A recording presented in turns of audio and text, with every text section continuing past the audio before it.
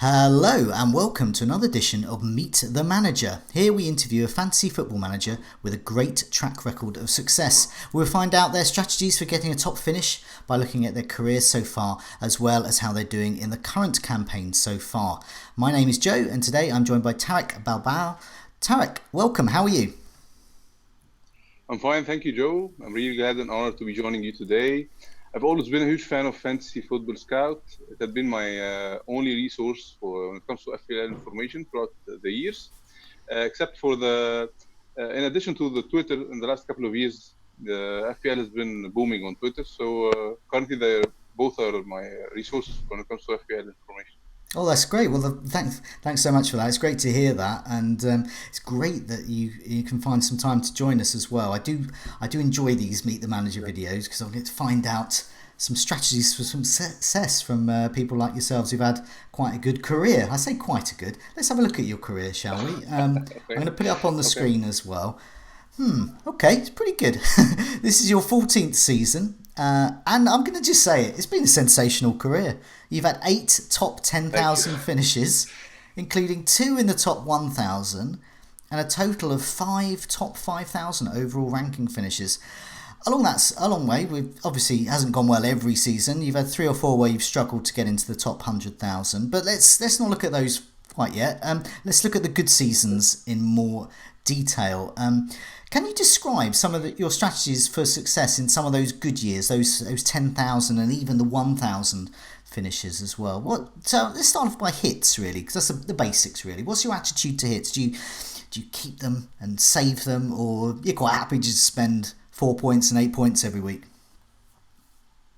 I'm not afraid to take any hits. So on average, every year I take around 8 to 12 hits. Okay. Sometimes I even do hits to avoid price drops or gain value. So, but it's calculated risk. Yeah, sometimes I go for it just to have a gut feeling, or it's calculated risk. So I'm fine with hits anyway. Yeah, no, I mean that's quite similar to how I am with hits as well. I don't take one every week, but yeah, about No, no. about 7 or 8, something like that a year is quite good because you have to do Yeah, it that's sometimes. fine. Do you Yeah, feel yeah, that's fine. when you look at your game week team every week, and this links in with hits as well? Does Yeah. some weeks do you fear the template, so to speak? Do you fear the players other people have, and you look at your team and you don't have them? And if you do fear that, is that the time to spend hits, or do you kind of go through that fear and just ignore it? I'm not worried a lot about the template. I just look at my team, and if I really like it, I'm fine. Sometimes I have issues to solve. For example, this year, Jota and Perez, terrible stats. Even I watched the highlights. They failed the eye test as well, dropping in price as well. So I had to move them both, even for a hit. So when it comes to the template, I'm not worried a lot, especially in the beginning of the season. Template doesn't worry me. No, I mean, looking at formation as well. So looking at hits, attitudes to fear. So you're not too worried, and you don't take too many hits. But what about formation as well? So for example, this season, we'll come to your team later, but I noticed you got 4-4-2 at the moment. I've been a big fan of 3-4-3 for many years. Dabbled in others as well. So what about you? What's your kind of favourite formations over the years? 3-4-3 has been my favorite formation throughout 13 seasons so far. This is the first season I've reverted to 4-4-2 after my terrible score last year. Uh, I found out that there is real value in the defense, so I opted this year to use 4 defenders: Digne, Arnold, Zinchenko. So these players offer a really good value. And what I found out last year also that the expensive forwards didn't have a great season. Yeah. I thought I will go for cheap forwards this year and try it out. Mark Cousins did it last year, so I'm following his lead this year, and hopefully I will do better. So it's interesting what you say. So with formation, it's quite logical, really. It depends on the trend, what's going on at the time. Yeah, If for example, there's loads of must-have defenders, well, it makes sense to have four at the back, not instead of three. And yeah, if forwards aren't that good, then you don't need yeah, like. yeah, I remember when I first started doing this, you'd have three premium strikers. yeah, I couldn't even imagine such a thought these days. Um, but yeah. at the moment, you think two up top looks to be the sort of formation that works for you. As far as the season has gone so far, I'm fine with it. But unless Aubameyang or Aguero start scoring hat tricks every week, so I'll have to Mm, rethink it and maybe use a wild card. But for now, I'm fine. okay. Cheap forwards are doing well so far. Haller from West Ham, Pookie, Barnes. So there is abundance of cheap forwards. So I'll try it for a while and maybe check in game week 8 if I need to revert back to 3-4-3 or not. And what about looking at the stats that you use as well? Some people are just ignore stats. They just completely look at the eye test, look at who's playing and what they're doing, and some people just only look at stats. But obviously, for most people, it's a happy medium of watching football and looking at stats as well. But for Yeah. you, what are the key stats you use? And feel free to give any examples where stats have really helped you. Okay. The eye test plays a major role in my picks. I watch a lot of games here. Hmm. On average, I watch around 4 to 5 games every week. So and it helps a lot with my picks in FPL. When it comes to stats, I focus mainly on number of shots, Hmm. shots in the box, big chances created. Hmm. That's my main focus here. I'm also a huge fan of your goal imminent table. Oh, It okay. also helps me a lot with the picks. Yeah, That's good to hear. I often describe that as the analog version of the expected goal yeah, data as well. yeah, Lots of people tell me on social media I should use expected goal, expected assist data more, and I indeed have done a little bit recently. What about you and that form of data, or is that still kind of a bit lower down for you from basics of like, are they shooting in the box and watching matches? yeah. I prefer to get back to basics. Yeah, Hmm. number of shots, shots on target, shots in the box is just fine for me. Yeah. So I'm not a huge fan of expected goals. So it really varies, and sometimes it's not showing the reality. So I'm just focused on the basics. And looking at now, your football shirt at the moment is an Yeah. Arsenal football shirt. Which Yes. Yes. is Arsenal the team you support, or is it another team? Yes, I've been a huge fan of Arsenal since 1998. Hmm. The big guns, Bergkamp and and Henry. Hmm. But Arsenal have been terrible in past couple of years. And King Mo Salah joined Liverpool. So Hmm. most Egyptians nowadays cheer for Liverpool. Hmm. So that's currently a cheer for Liverpool. Yeah. Hopefully Okay. Arsenal get back to the days, يعني. I was going But to ask it's how it building. influences your decisions though with players. Are you, yeah, if Arsenal start looking quite good, are you a bit more eager to get their players? For example, Aubameyang, if he scores a brace, do you start thinking, oh God, I must have him in? Okay. It doesn't have any effect on my choices. Oh, good. I'll always go for whatever helps me score more points. I'll go for it. Yeah. Yeah. Okay. Well, I mean, that's a good idea as well. You mentioned you watch 4 to 5 games a week. Now you're based in Egypt. What's the situation with football and how people watch Premier League football in Egypt? Here in Egypt, all matches are broadcasted live. Okay. يعني Egyptian the Premier League has a huge fan base here in Egypt, especially after Mo Salah joined as well. Hmm. So I most يعني on average I watch most games every week. Do you find yourself now? Obviously, there's friends of yours in Egypt who don't play fantasy Premier League, possibly, Yeah. and they like to watch a good football match as well.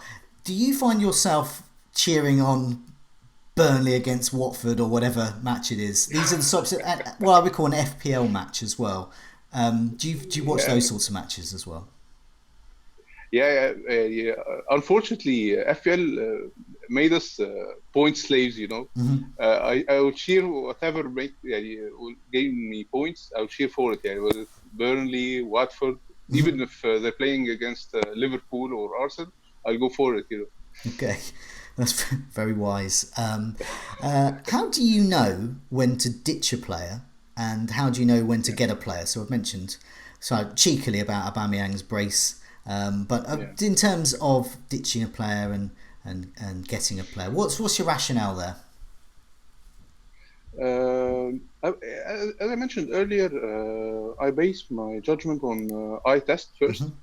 So I watched a lot of games. Hmm. For example, I was intending to buy Martial from Hmm. Manchester United, Yeah. but I watched them against Crystal Palace, and he failed the eye test. Manchester United and he looked badly, so Hmm. I skipped Martial and went for Mount. Mount had really good stats. Okay. Chelsea played better. So the eye test mainly, and as well as the stats, you know. For example, as I mentioned earlier as well, Jota and Mm. Perez failed the eye tests, terrible stats, Okay. had to dump them. Uh, KDB is having a great season so far. I watched him against Tottenham. I had to run and get him right away. Okay. Great value at 9.5. You know, Yeah. I yeah, think, I mean, I've done the same with in the past with Eden Hazard. I don't remember. There's been a couple yeah, of games. You probably remember these as well. I think there was a game against yes, yes, Everton, and the final whistle goes, and you go, right, I'm getting him in because yes, he yes, passed the eye test, and KDB this yeah. season is that player for you. He's Great, just, great value as well. Yeah, yeah, yeah. I've got him in as well.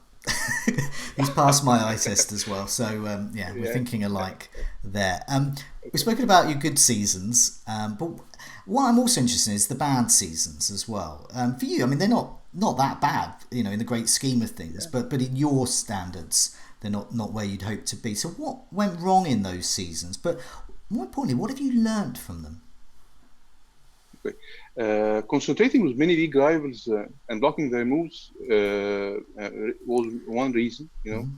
it really blocked my mind and make me take wrong turns. So this is a bad thing to do. Last year I did fatal mistakes as well. Hmm. I sold Salah before his hat trick versus Bournemouth. Yes. Terrible, terrible move. Terrible move. Yeah. Yes. I triple captain Salah versus Fulham for 1 point Mm. instead of waiting for the juicy fixture against Huddersfield. Yeah. Again, terrible move. I kept faith in the expensive forwards, even though midfield of Salah, Hazard, and Sterling was doing the job. Hmm. I was a bit stubborn. I also fell in the stupid trap of captaining Duffy in the double game week, captaining Oh, Sane instead of yeah. Aguero. Yeah. Yeah, Yeah, some of us did game week that. 27. Yeah. Yeah, you got the feeling what we've done last year. Those are the sort of things that really hurt me. So this year I'm planning to focus more, not concentrate with competitors, and have a clear mind on what to do. Not get much affected with whatever I read on Twitter or the forums. Just have a clear mind and go with my gut feeling, and the stats I test as well. I think some of those examples you gave now, I've done some of those as well, and not others. But for example, the Yeah, Duffy one as well. Now I did that as well. yeah, yeah, The yeah. it, I think it had merit because of the fixtures and the player and what he's capable of. But on reflection, I don't know whether you feel the same way as well. On reflection, captaining a defender in a double game week when there are attacking options there, or just simply better Totally game agree. weeks, is that how you feel? That it's just simply the wrong player and the wrong week to play chips. Yeah, definitely. I was really amazed after I did this move because I never take risks when it comes to captaincy. I always use big guns, Sterling, Salah, Kane, Aguero. When I'm being Maverick, I might choose a second the best choice every week. This is being Maverick for me, you know. I Yeah. always go with the first choice, most favorite player. I will go with him most of the time. Okay. So this was a terrible move going with Duffy, really. Well, I mean, it's a good segue into this season as well because Mohamed Salah is once again a key yeah, figure in our decisions, key figure in our teams, key figure in our captaincy decisions. You are certainly keeping an eye, I would imagine, on eye test and stats much more carefully with Mohamed yeah. Salah because of what happened against Bournemouth last season. But let's have a look at how you're Yes. doing at the moment as well.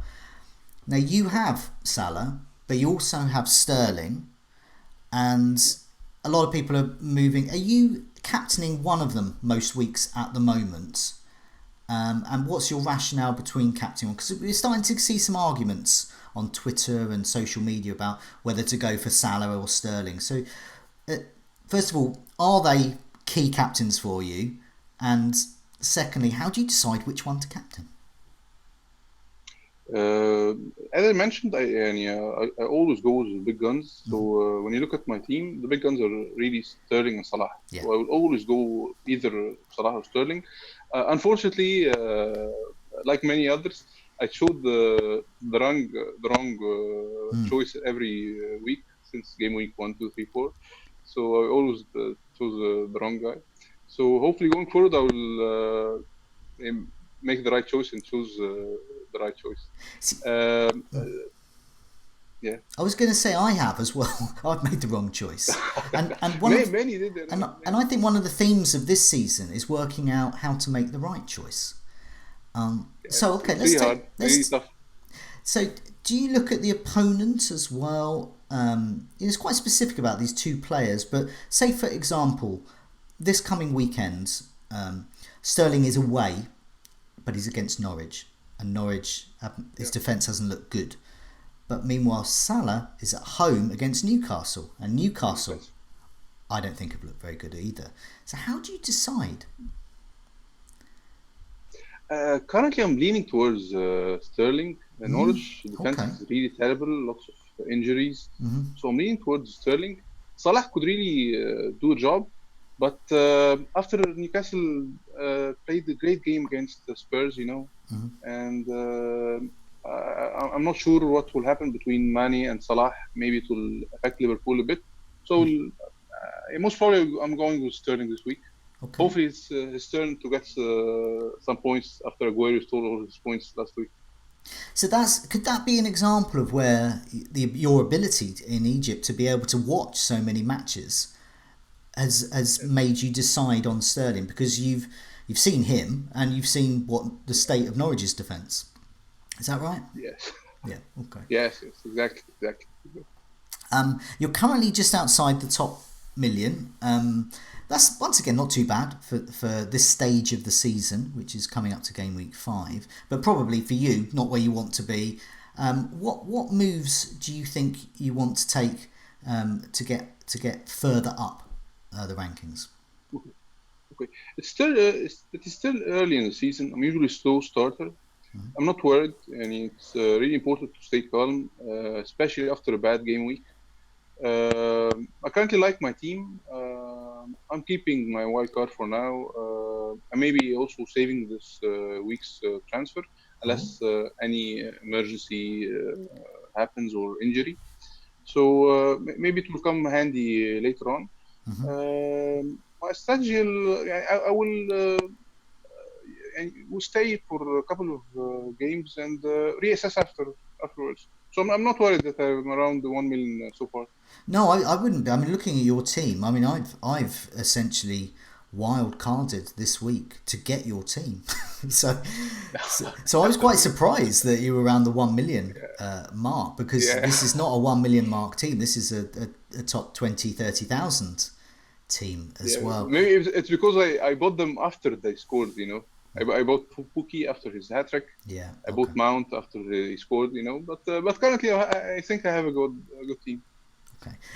Looking at the structure of your team, so we talked a bit about formation as well, but looking at your Yeah. bench, so you've got Greenwood, Lundstram, and then Donker and Button there. So it's a nice cheap bench really there, but they all get minutes or start in the case of Lundstram as well. Button is back up there to Ryan as well, so he will get minutes if Ryan isn't playing. So all of them are starters in their own way. What's your philosophy by bench in general? I've seen some people with quite happy to have all non-players, but do you like to have some backup options there? I'm fine as well with my bench so far. I tend to get better bench maybe in December and January.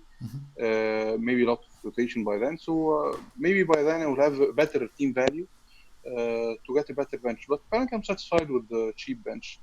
I like to spend all my money on the 11 starters. Yeah.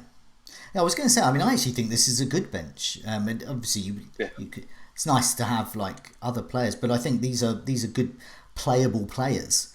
There, even Yeah. Greenwood will get some minutes there. Yes. Yes. Looking at that as well, Hopefully. looking about going forward, we've mentioned some of the trends this season. I'm quite interested in your attitude to kind of football trends and how it affects fantasy managers. You've mentioned about the Sterling and Salah getting the big guns in. They are the two big ones at the moment. Some people would disagree and Yeah. say perhaps Aguero is a bigger gun than either of them. But what else do you think in terms of trends this season? What have you got your eye on in terms of the way football is changing and how fantasy Premier League managers should adapt? Uh, I really like Aguero. He's always been part of my team throughout the years. But this year, was Jesus playing? Maybe he'll get rotated. Jesus got number 9, so maybe he'll play a lot more than last year. Uh, I'm currently favoring Salah and Sterling. I also like Aubameyang, but Arsenal are not consistent enough for me. Kane is playing some matches like a midfielder instead of striker. Yes. So I'm currently and Kane failing the eye test.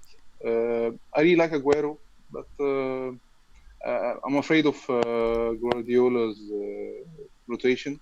Okay. So far I'm satisfied with Sterling and Salah, and again I will reassess after a couple of game weeks when Champions League starts. Maybe I'll reassess by then.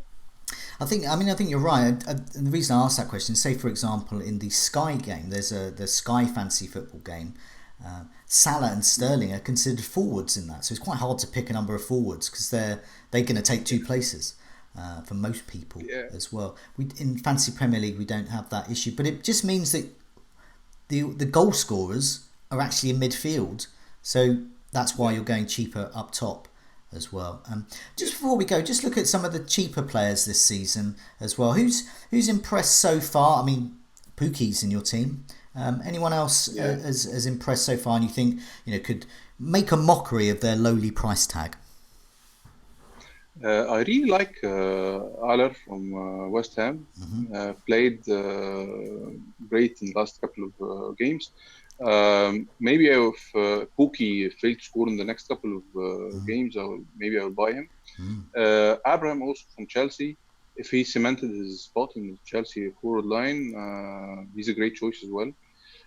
But I'm currently trying Barnes. Barnes barely have great matches going forward.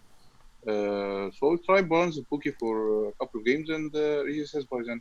I'm also looking for Ceballos from Arsenal. Arsenal have a great green fixtures going forward. But I'm a bit afraid of Emery and rotation. Yeah. Europa League is starting soon as well. So I will monitor Ceballos. Maybe going forward, I might drop Wan-Bissaka. I bought him, and I did notice that Manchester United had only one clean sheet in the last 19 games in the Premier League. So I was really disappointed. So currently he's benched in my team, and I'm playing Pookie instead of him and Lundstrom. So maybe I would shift to Wan-Bissaka and get Ceballos instead of Den Donker.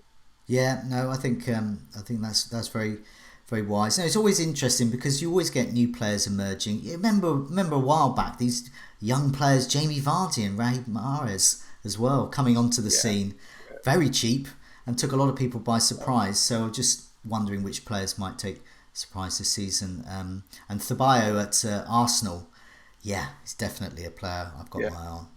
Hopefully there. But for now, thanks so much for joining me. Good luck with the game week. Good luck with the rest of your season. And I hope it's one of those great ones again. Thanks for joining me. Hopefully, hopefully, and thank you so much, Joe, and have a nice day.